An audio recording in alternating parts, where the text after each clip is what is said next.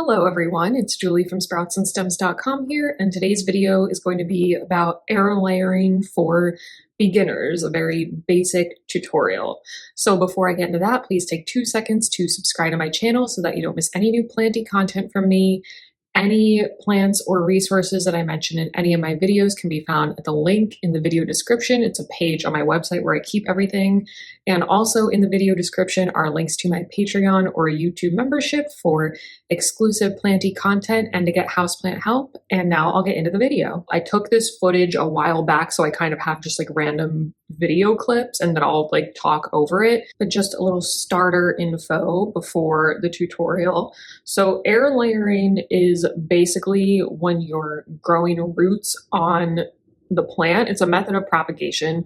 You're growing roots on the plant before you even cut any of the plant off. So that greatly increases your success rate for propagation. You're picking out a node, you're growing roots on that node, and then once you have a good root system, you can chop off that cutting and plant it, as opposed to just chopping off a cutting and either planting it or sticking it in water and then like hopefully it'll work. You can air layer all sorts of different plants. In this video, I'm using a monstera, which is a very good beginner air layering plant.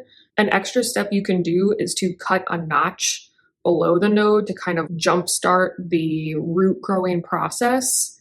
That's not necessary in all plants, and monstera, it's not necessary, but just know that there are some other plants, I believe with more like woody stems. I'm not sure like every single plant, but there's some where like you need to notch it here, then you need to notch it there, and then you need to cut a section in the middle and like chop off the bark and whatnot. Long story short, there are times where the process gets a little bit more complicated. All right, now I will get into the video clips. In this clip, I have a node, and a node is where new growth comes from on the plant. I did cut previously, which is why it looks already cut off, because I had taken a cutting from that a while back, but it grew another stem. So it is a full stem with a leaf and a node.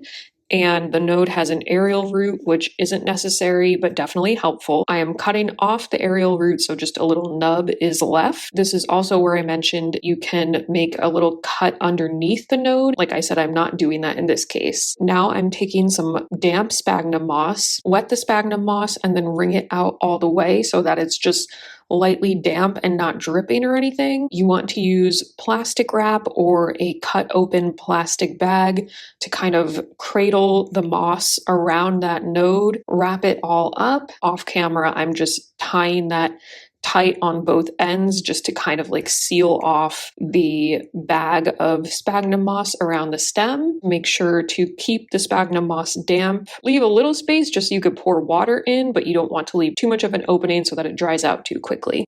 After you've waited a bit, you can unwrap the moss. In many cases, you can see roots just by looking in the bag from the outside, but sometimes you'll need to kind of open it up and check. In this case, I had to open it up because I did this in mid to late fall, which is like the absolute worst time of year for propagation, basically.